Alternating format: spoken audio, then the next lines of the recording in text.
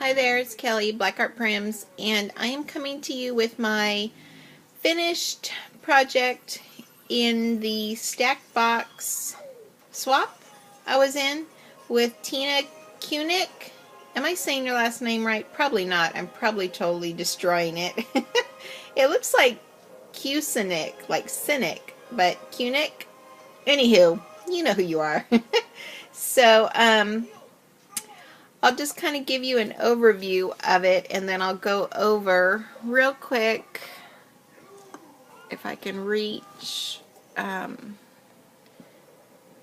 we'll just start from this side.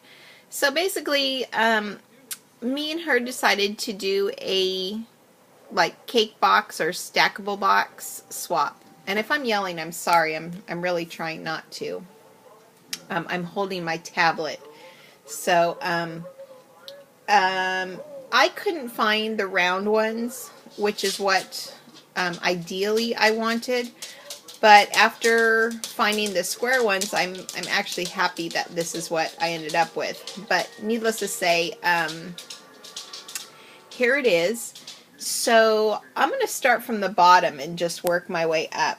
But as a base, what I did, the boxes were these paper mache, and actually I bought 3, but if I were to have put this one on top, it would have just made it way too tall, at least for my liking. So I opted only to use 2. I took an old book that I had purchased from the Goodwill and just tore some of the pages and Mod Podged them to the brown box. Then I took the paper, which is Studio Calico, or Paper Studio. Shoot, what is it? Hold on, let me looky real quick, because it's going to drive me crazy. Oh, the Paper Studio. And it's just these 8.5 by 11 loose sheets that I purchased from Hobby Lobby.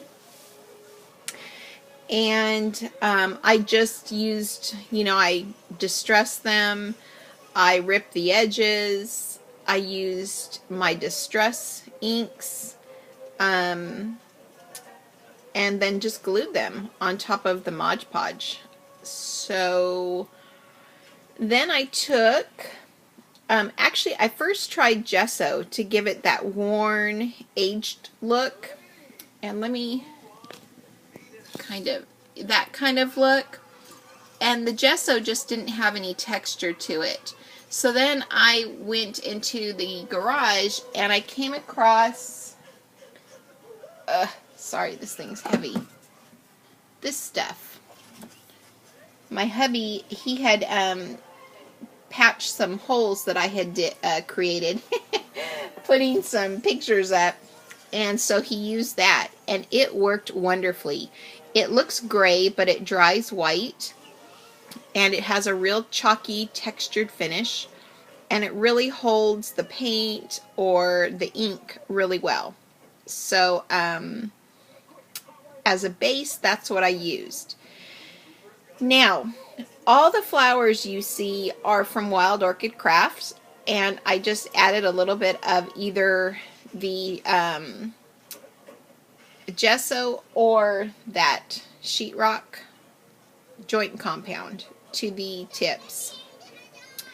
Then I'll start here. I had these, the butterfly die is a CC design, and it comes with a small and a large, and so I just stacked them on top of each other, and rather than using glitter, because glitter just made it look a little too like cartoony, or it just wasn't giving me the look that I wanted, I used glass, German glitter glass, and it gave just the right effect that I was, going for.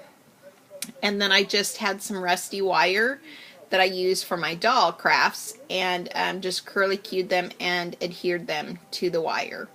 And they are bendable, Tina, so they're probably going to be kind of squished up when you get this, so you can kind of bend them gently, you know, however you want. Ugh, I'm sorry guys, I burnt the snot out of my finger with that stupid hot glue gun. We have a love-hate relationship, I tell ya. Then, let's see here. There's some torn pieces that you can see, and I used little safety pins, and there's little brass charms that I've gessoed kind of throughout this entire piece. There's a hanger right there. There's some white seam binding, a Tim Holtz stencil that I used on the bottom, and that top bottom portion ruler. I had purchased these little chalkboard clips from Hobby Lobby, and I used for the very first time the Zing. I'm just going to grab one real quick. This Zing embossing powder in white, and it worked wonderfully. Although, you know, this is wood. This is wood, and oh, look at, see, that hot glue is even still on my. I mean, my finger is burnt. I've got a blister erupting. I'm afraid to pull the glue off because I know it's gonna hurt. But anywho, so that it says crafting is my therapy, but that therapy part, it kind of, it didn't get real crisp like the rest of it, but I think she'll be able to read it, so I was happy with it. There's some curly cues, and this is probably my favorite portion. I wish I would have done this on the top and the bottom, but this is, again, the very first time I've done anything like this, the very first time that I've used any of these techniques, so, you know, I'm still kind of on a learning curve here.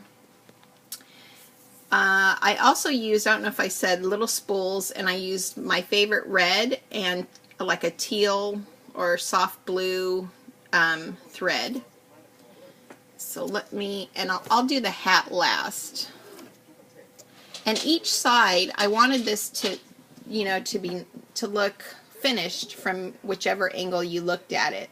So here I've adhered some metal flourishes that I covered in the same, that joint compound and a little bit of gesso. That is actually some rusted wire screen, and let me tell you, it's sharp. The little sentiment, it's a new die that I just received from Simon Says Stamp, and it says, "Oh, happy day." There's also some crocheted trim there as well. And then this little butterfly, I used a doily to just hide how I adhered it. Okay. Then from this view, that's one of my new Magnolia stamps. I don't recall which collection, but it's the latest collection. I also, for the very first time, used my distress stains and water, so I watercolored that image, and I'm really proud of it. Again, there's some Wild Orchid Craft flowers, some seam binding, a little letter charm, some rusty wired curly cues. Then I took one of the same little chalkboard clips and I put my logo on it in the same embossing powder, and it says Blackheart Prims by Kelly Luther. That's me. Some wooden spools with, again, some of my favorite thread and favorite crochet trim, and a little metal ruler and some stick pins. I'm trying to hurry this up because I got to keep this, I think, under 12 minutes. Then on this side, this is a frame from Michaels, and it was bright purple, and it took about 3 or 4 gesso coats, then some of my distress inks, and then I just stamped a little image. So there it is from this view. Okay. Oops. Oh, and then on the little stamped image, I also heat embossed the word happy. I just love that word.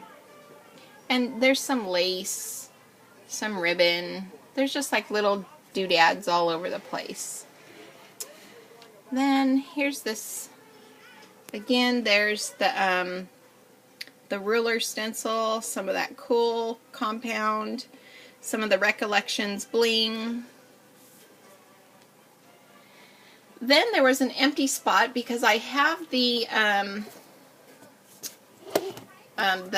top lid is set off askew, if you will, and so I stuffed some craft tissue paper in there, and I had a really big doily, and I just think it just really finished that off really well.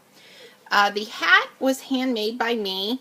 I couldn't figure out for the life of me how to finish this piece off, and then I just decided to make one of my hats that I normally make for my dolls. It's made to look really primitive, so you can see all the stitching, the hand stitching. Again, there's some Wild Orchid Craft flowers. The scissors, the brass scissor charm, I've been hoarding that for a year, Tina. So I finally let it go with some of my favorite crocheted trim, some curly cues, and that's pretty much it in a nutshell. So I really hope that you like this. I hope it suits your color scheme, and because I know it suits mine. I have a problem with when people tell me to, they tell me what their theme is. I always tend to end up using mine, like my style. So, but I guess that's just what makes it fun. So there it is in all its glory. I hope you enjoy it, and I can't wait to see what you made me. All right, everyone, have a wonderful day. Toodles!